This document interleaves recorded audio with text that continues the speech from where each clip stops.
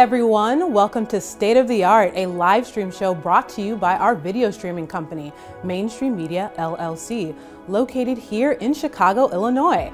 I am your host, Shelby McClain, and on the show you will experience live streaming insights, production tips, social strategies, and deep dives on various topics. We are live on Facebook, YouTube, and Twitter, and if you have any comments, questions, or curiosities, please comment below or use the hashtag #SodaLive so we can share your thoughts at the end of the show. So let's get right into it. Today we're going to talk about one of the most important choices you can make when producing your live stream, which platform it's going to. From Facebook to Twitch, there are tons of different platforms you can choose from. But before we get into the individual platforms, I want to mention the main things we look at choosing and recommending a platform. First, we ask our clients a few questions. Who is our audience? What social media platforms do they already use? What do you want the audience experience to be like? How do you want them to interact with the live stream? After getting the answers to these questions, the best platform usually presents itself. However, there are some other features that clients occasionally request. As you can see here, clients will want detailed analytics of the event, such as peak viewers, average watch times, where viewers are located, how many viewers over time, etc. Also important to our decision, especially if the client will be doing any interacting with the stream, is how the stream is managed and set up, or what we call the back end. Each platform has its relative strengths and challenges, and to give us a little more insight, I'm going to turn it over to Angela Bour, our technical producer. Hey, Angela. Hey, Erica. Thanks for having me. So over the last few years, live streaming has become more popular, and as a result, more platforms are offering live streaming as a feature. Now, it's common to see a live feed on your timeline no matter which platform you're on. Facebook, YouTube, Twitter, and Instagram all offer live streaming at no cost to the user. There's a lot of reasons these platforms have gotten into the live streaming space. Statistically, viewers spend more time watching live content than they do any other type of media. In our experience, the average watch time for a live event is a little over 30 minutes compared to the traditional video, which is a little under 3 minutes. Obviously, the content around the live stream is a little different, so it's hard to compare, but it's certainly clear that viewers stick around when there's something live to watch. Second big reason is engagement. On average, viewers are 10 times more likely to like, comment, share, or react to a live stream as compared to a traditional video. The more users engage with your content, the more likely other users will see it and participate. So because of those reasons, platforms tend to prioritize live content in a user's timeline. We'll get into this a little bit more when we talk about Facebook, but basically your audience is more likely to see live content because most platforms prioritize it in some way, shape, or form. According to data collected by Streamlabs in 2017, the most popular streaming platform in terms of active users is Twitch, followed by YouTube, Mixer, then Facebook, and finally Periscope. Also worth mentioning are Instagram and Snapchat, but because they're mobile only, meaning you can't currently produce multicam live broadcasts, we're going to focus on other platforms.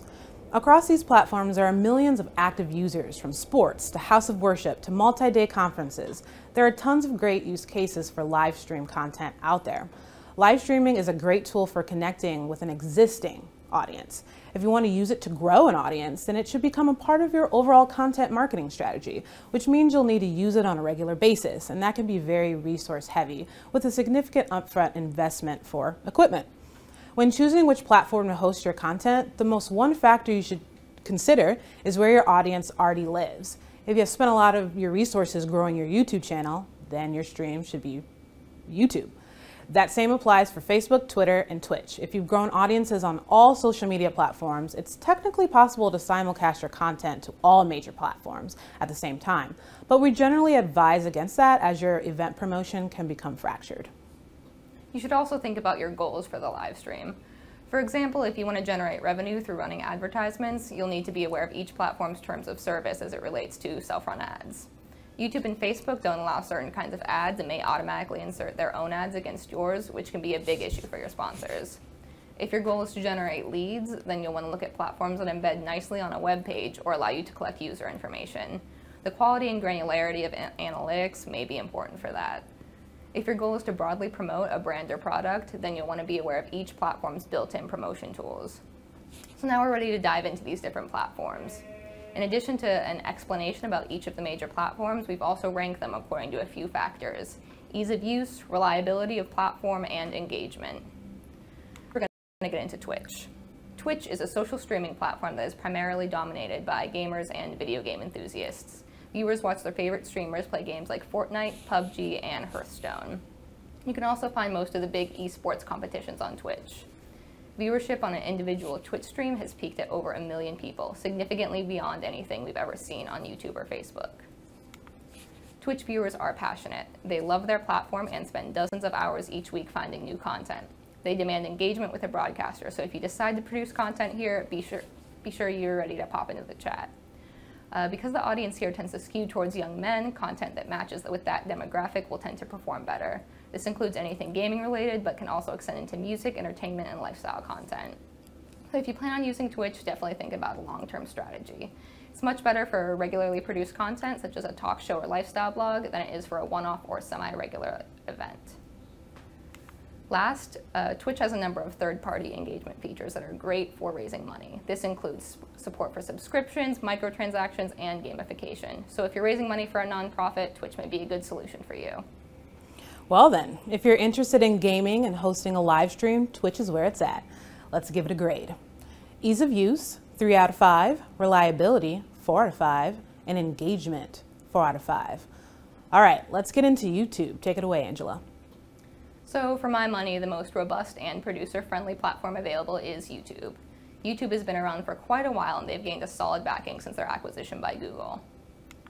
They have comprehensive analytics with a lot of data that clients commonly request, such as number of viewers, time watched, and average view duration. These analytics can also be exported into a spreadsheet.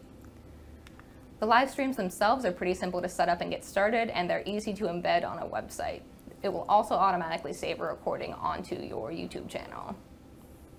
And they also allow you to make simple edits of a video after the stream, like trimming off tops and tails of a video, which means you can start the stream on a hold graphic early and not worry about boring your video on demand viewers later.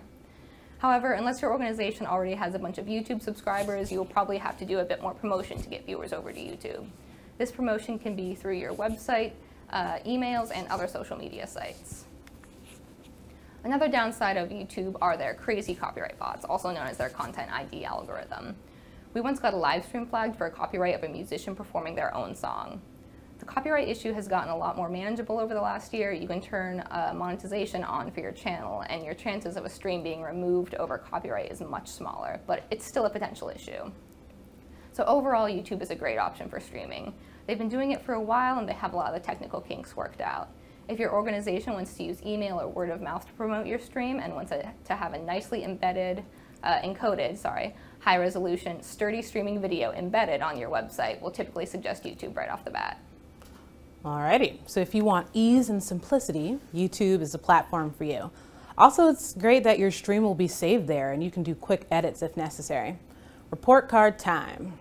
Ease of use, 4 out of 5 stars. Reliability, 4 out of 5. And engagement, 2 out of 5. Facebook is next. So Facebook Live, which had its initial launch date in April 2015, is a great option for many clients because it brings the stream right to the timelines of their audience. When you go live, users that have liked or followed your page will be alerted via notification or pop-up. Because Facebook prioritizes live streams over other types of content, live content is more likely to appear in a user's timeline.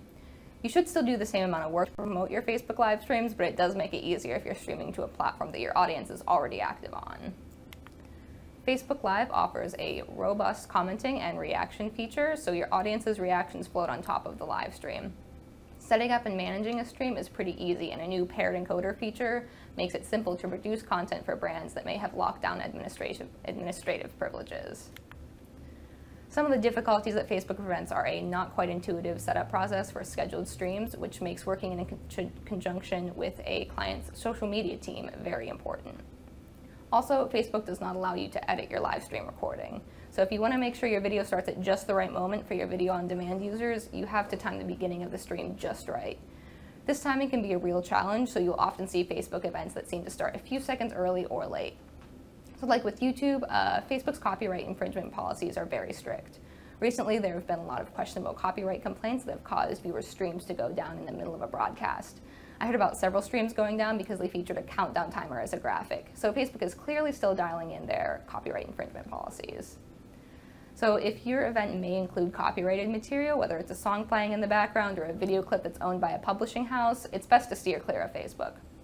Provided you have all your rights in order, there are plenty of other platforms available that may be better suited to your content.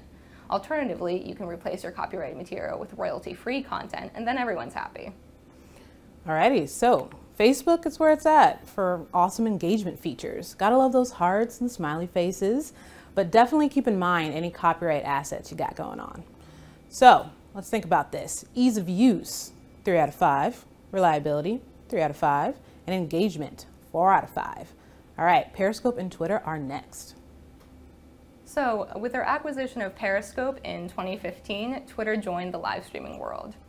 Twitter is a popular streaming platform for large events such as the State of the Union, and it's popular among news organizations. With the recent-ish addition of the producer backend, Periscope has added many more capabilities to their platform. It's quite minimal right now, but I expect we will see some updates soon. Their analytics have most of the same data as YouTube, but in a slightly more difficult to read format, as you can see here. And their time watch data is displayed in seconds. So if you have a really long stream on Twitter, be sure to break out your calculator. Additionally, you can download the analytics as a spreadsheet. Because Periscope was initially designed for cell phone live streaming, their settings for multi-camera encoders are a little less intuitive than one would hope. You will have to be sure that your settings, especially things like keyframes, are set exactly as Periscope requires before you start streaming. However, on the producer backend, Periscope will tell you exactly where the trouble settings are and what they need to be at, so you should be able to fix these things relatively quickly if there's an issue. Okay, Twitter is still growing and getting more back-end options, more relatable to news, current event streams. I definitely use most of Twitter to get caught up on world news info. All right, report card time. Ease of use, 2 out of 5. Reliability, 3 out of 5. And engagement, 4 out of 5. All right, Angela, I'll let you take it away on our last category. So last I wanted to mention these mobile-only streaming platforms, and recently there have been a few mobile apps that have added live streaming to them. Snapchat and Instagram are 2 of the largest. Because they are only able to stream from mobile devices, they're not great if you want a high-production multicam stream. However, they do still have their benefits. These platforms are great for quick streams, such as BTS of a live event or trade show floors. They can even be used to supplement a larger stream on a different platform. These platforms don't offer much for analytics, but they do target viewers where they're at, especially younger generations. And just a quick tip from us, try using a phone gimbal or a tripod to get a steady shot. This will make the viewing experience much better, especially for your viewers who get motion sickness. So just in closing, all these platforms have their positives and negatives, but it's important to keep in mind that the best platform to use is the one that your audience is already on. All right, thank you, Angela. So after the break, it's your turn to start the conversation. I'll be pulling your questions and comments, so make sure to comment below and/or hashtag #SodaLive. So don't go anywhere. We'll be back after this commercial.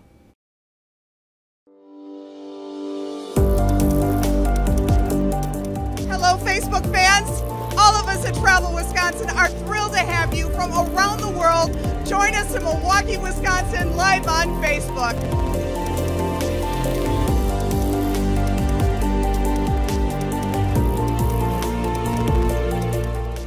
My name is Andrew Flackner, and Real Scout is honored to host the first live interview with Bob Goldberg as the new CEO of the National Association of Realtors.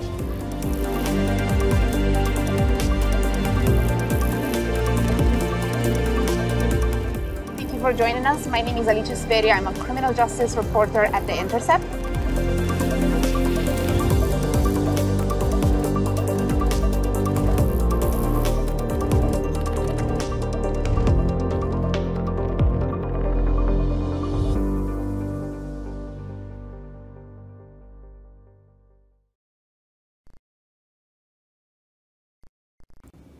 Welcome back, everyone. Hope you had a good look at our commercial featuring all the various live stream projects we got on.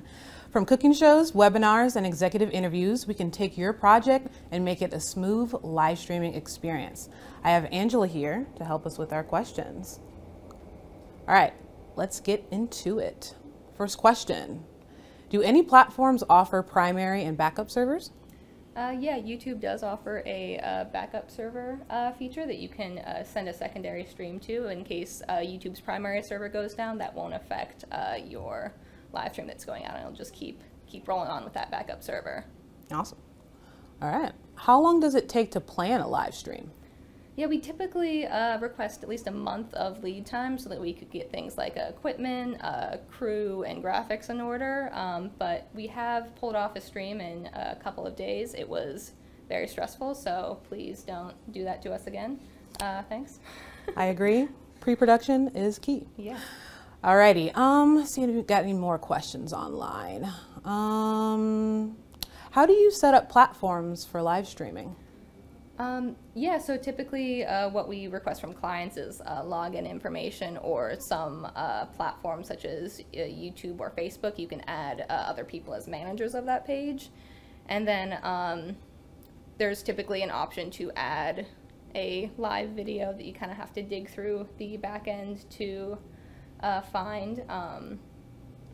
But yeah, that's generally something that we'll handle for our clients after they give us that login info. Alrighty. I think that is all the questions that we have. Thank you, Angela. Yeah, thanks. Alrighty, that is all the time we have. Remember, stay up to date with what our team is streaming. Follow us on Instagram and Twitter. And make sure you check our website, www.mainstreamchicago.com. Has some really good content on there, so check it out. So, see you next time, and happy streaming.